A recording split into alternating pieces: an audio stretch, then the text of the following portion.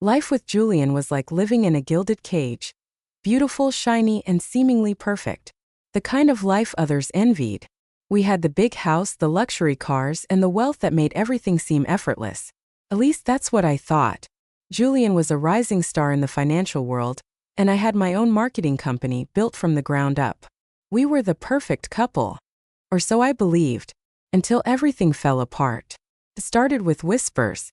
Late-night phone calls he didn't answer. A misplaced phone left on the counter, lighting up with messages that vanished before I could read them. The scent of perfume that wasn't mine lingering on his shirts. I convinced myself I was imagining things. That Julian, my husband, the man who promised to love me, would never betray me. Then I met Isabella. Tall, elegant, unmistakably beautiful. The kind of woman men turn to look at. The kind that made me feel insignificant. We were at a cocktail party when I first noticed the way Julian looked at her. The way his body leaned into hers. How their whispers excluded everyone else. I had seen that look before when he looked at me years ago. I wanted to believe it was nothing. But the whispers in my head refused to stay silent. A few weeks later I got the call that changed everything. My great-aunt Millie had passed away. She had been a recluse but always kind to me. I had no idea she was wealthy, let alone that she had left everything to me. A massive inheritance. More money than I had ever seen in my life. When I told Julian I expected support, understanding, maybe even comfort. Instead, I saw something dark flash in his eyes. Greed. He tried to play it off, but I saw it. And suddenly everything made sense. The late nights. The secret messages. The way Isabella had appeared out of nowhere. He was planning something. And I was running out of time. I should have seen it coming. The signs had been there, lingering like a shadow behind Julian's perfect smile. But love makes you blind, and I had been blind enough to trust him. The moment I told him about my inheritance, something shifted. He became too attentive, too perfect, as if making up for every time he had ignored me before. And Isabella? She didn't disappear. If anything, she became even more of a presence in our lives. His business partner, always finding reasons to be around. I tried to push away the feeling of dread. I told myself that I was imagining things. Then the accident happened. It was raining that night, the road slick beneath my tires. I was on my way home from a late meeting when my phone buzzed with a text from Julian. Dinner plans.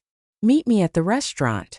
It wasn't like him to plan surprises, but after everything, I was desperate to believe he was still the man I had fallen in love with. So I didn't question it. I should have. As I turned onto the highway, my car jerked violently to the side. A sharp pain shot through my skull as the steering wheel wrenched from my grasp. My tires skidded, the sound of screeching metal filling my ears. The world spun. Lights blurred. Horns blared. Then darkness. When I woke up, I wasn't in my car.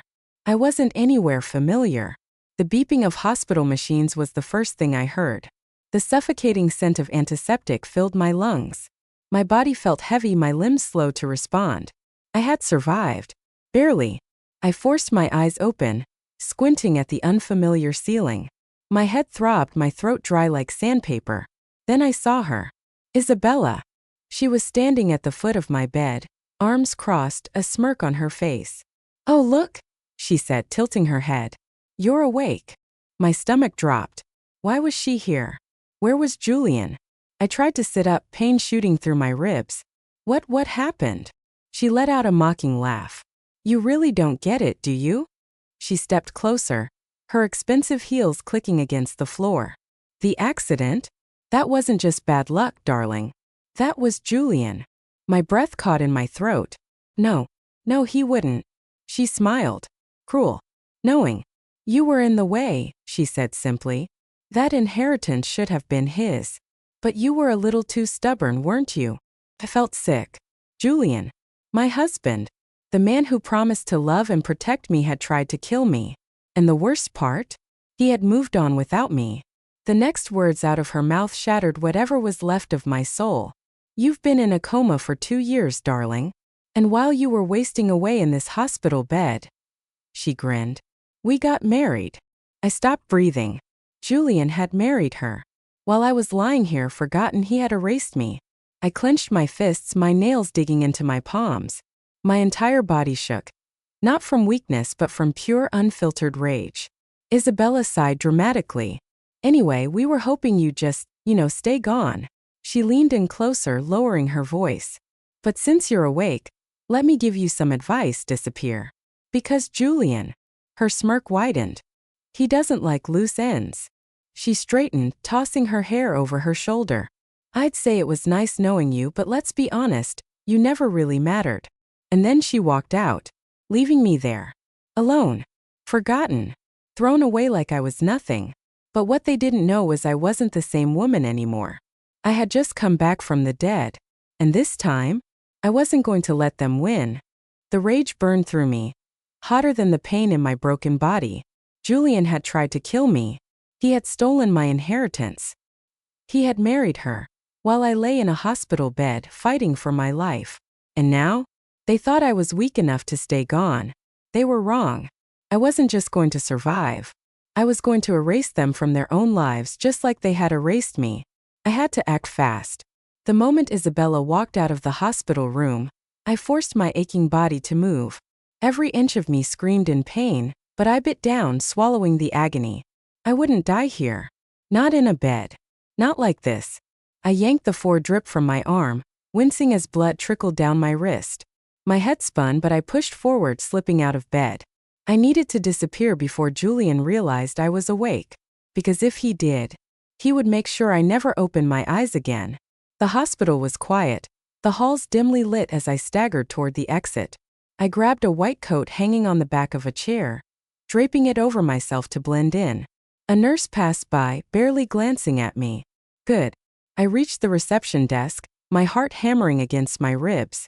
My fingers curled around the counter for support as I forced a small, tired smile. I need to check out, I murmured. Can you process my discharge? The woman behind the desk barely looked up. Name. I hesitated. If I used my real name, Julian would know immediately that I was gone. So I did something I had never done before. Elite. Elena Whitmore. It felt strange on my tongue, but the woman nodded, tapping away on her keyboard. You have an outstanding bill. I swallowed. How much? She clicked her tongue. $32. I felt the blood drain from my face. I had no money, no credit cards, nothing. Then I remembered the ring. My engagement ring. The one Julian had slipped onto my finger, promising forever. The one that now meant nothing. I pulled it off and placed it on the counter. This should cover it. The woman barely glanced at it before nodding. You're free to go. Just like that. I had bought my freedom. And now, I was going to take my life back. I spent the next few months erasing myself. I changed my appearance, cut my hair, dyed it a color Julian would never recognize.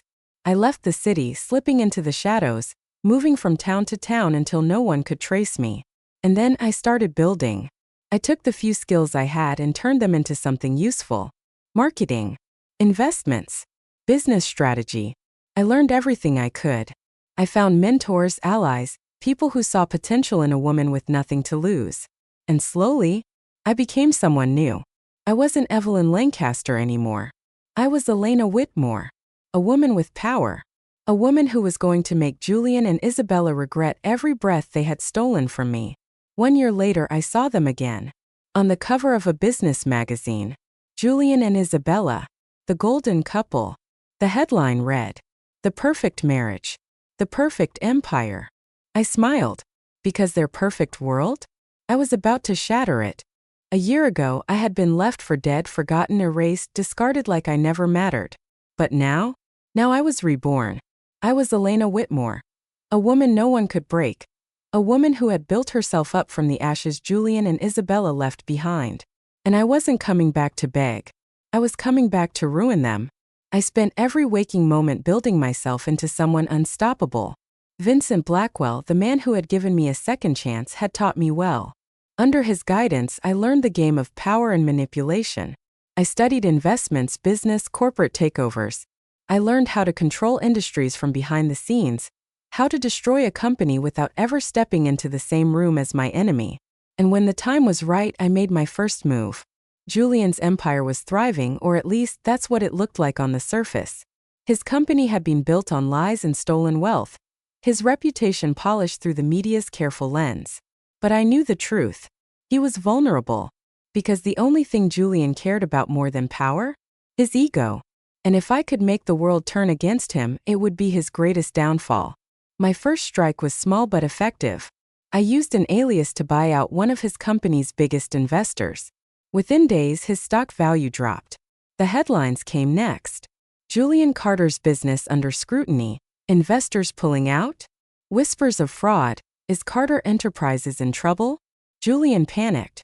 He poured millions into damage control, throwing money at PR firms, trying to convince the world that his company was as strong as ever. But I wasn't done. Because my next move, it would be personal. A few weeks later, I made sure Julian received an invitation to a private business gala. An event he wouldn't dare miss because powerful people would be there. And so would I. The night of the gala, I walked into the ballroom like I owned it. Because in a way, I did. I was no longer the woman Julian had abandoned in a hospital bed. I was someone he had never met before. And that terrified him.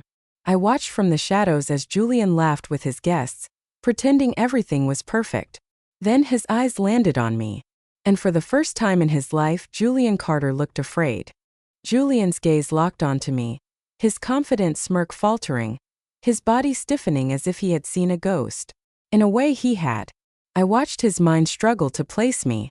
I saw the flicker of recognition, followed by pure disbelief. Because I wasn't supposed to be alive. I wasn't supposed to be standing there, draped in power, wearing the confidence he had tried to strip away from me. And yet there I was, smiling. I took my time walking through the ballroom, letting him feel the weight of my presence. The room was filled with powerful men and women, all engaged in conversations about business, wealth, and influence. It was the same world Julian had stolen from me, the world he thought I would never be part of again. But tonight, I wasn't just part of it. I was the one in control. Julian finally broke out of his trance and pushed through the crowd toward me. "Elena," he murmured, his voice uncertain, his eyes scanning my face as if trying to prove to himself that I wasn't real. I tilted my head, feigning curiosity. "Elena," I repeated, letting the name roll off my tongue as if I had never heard it before. "Oh, you must have me mistaken for someone else." I saw the panic in his eyes. He was unraveling. Good. He had left me to die. Now I was going to let him suffer. Before Julian could say another word, a familiar voice cut through the air. "Julian? Who is she?" I turned, my smile widening as Isabella approached, her perfect mask of arrogance firmly in place. She scanned me up and down, her eyes narrowing as she took in my expensive gown, my polished elegance, my confidence. I saw the way her lips pressed together, jealousy flickering in her expression before she even knew who I was. Because even before she realized the truth, she already hated me. It was almost too easy. Julian opened his mouth, but I spoke first. I extended a hand toward Isabella, my tone smooth. "Elena Whitmore," I introduced myself, watching as she hesitated before shaking my hand. Julian flinched at the name. Because he knew. Even if my face had changed, even if my demeanor was nothing like the woman he had betrayed, the name was a reminder that I had rebuilt myself. And I was back. "I don't believe we've met before," Isabella said, her voice carefully measured, but there was a hint of suspicion. I smiled. "Oh, I know you." Her eyes flickered with unease. "You do." I nodded, taking a sip of my champagne. "Oh yes," I said. "I've read all about you. About your fairy tale love story. About how your husband lost his first wife under tragic circumstances." Isabella stiffened. Julian exhaled sharply. The air around us shifted, the weight of my words crushing them both. I leaned in slightly, my voice a whisper only they could hear. "Do you ever wonder, Julian?" I said softly. "If she ever made it out alive?" His face drained of color. Isabella looked between us, confused but suspicious. "What is she talking about?" Julian grabbed my arm, pulling me aside roughly. "Stop this," he hissed. "You can't be here." I laughed softly, yanking my arm away. "Oh, Julian," I said sweetly. "You have no idea what's coming." I stepped back, adjusting my dress. "Enjoy the party," I said. "While you still can." Then I turned and walked away, leaving them exactly how they had left me years ago. Speechless, terrified, and completely powerless. Julian and Isabella were falling apart. I could see it in his clenched jaw, the way his hands curled into fists, the way her nails dug into his arm as she whispered frantically in his ear. They were unraveling, and I had barely even begun. I watched them from across the ballroom, swirling my champagne, as their perfect little world started cracking at the seams. It was almost too easy. Julian stormed after me, catching up just as I reached the balcony. His hand grabbed my wrist, his grip tight, desperate. "We need to talk," he hissed, his voice low and sharp. I raised an eyebrow, tilting my head. "Talk," I repeated, mocking curiosity. "Like the way you talked to me before you left me to die." His face twisted with frustration. "I didn't." He stopped himself, glancing around to make sure no one was watching. "Listen to me, Evelyn." That name coming from his mouth made my blood boil. I pulled my arm away, stepping back with a slow, measured smile. "Wrong," I whispered. "That woman is dead. You made sure of that, remember?" Isabella appeared next to him, her voice sharp. "Julian," she hissed. "What the hell is going on?" He turned to her, his expression tight with barely concealed panic. She's not supposed to be here," he muttered. Isabella snapped her gaze to me, eyes narrowing. Her lips curled into a sneer. "Who the hell are you, really?" I took a slow sip of my drink before setting it down. And then I smiled. "The woman you buried," I whispered. "The woman you stole from. The woman you left behind." Her face went pale. "Evelyn," she whispered, realizing the truth. I nodded. "Surprise." The panic was delicious. Julian staggered back, running a hand through his hair, his mind racing for an escape. Isabella clenched her fists, trying to maintain control. But they had already lost. Because while they were scrambling to keep their secret buried, I had already exposed it. A waiter approached Julian, holding out a phone. "Sir, you should see this." Julian snatched it, eyes scanning the screen. And then his face shattered. I stepped closer, lowering my voice so only he could hear me. "You built your world on lies," I whispered. "And now, it's all burning down." Julian turned, wild with panic. His hands reached for me, but I stepped back. "Don't touch me," I said coldly. "You don't get to touch me ever again." He exhaled sharply, his voice breaking. "Evelyn, please, we can fix this." "Fix this?" I laughed. "You didn't even look back when you walked away," I said. "So why the hell would I ever look back at you?" Isabella finally snapped. "You bitch," she snarled, stepping forward, her face twisted with rage. "You think you can just come back and ruin everything?" I met her glare, completely unmoved. "Oh, Isabella," I said softly, tilting my head. "I didn't come back to ruin your life." I smiled wider. "I came back to watch you ruin it yourself." And then I walked away. I didn't stay to watch them crumble. I didn't need to. The world had already turned against them. I had given them exactly what they deserved. A taste of what it felt like to be powerless. To be discarded. To be nothing. And as I stepped into my car, driving away from the wreckage of their perfect lives, I smiled. Because for the first time since waking up in that hospital bed, I was truly finally free.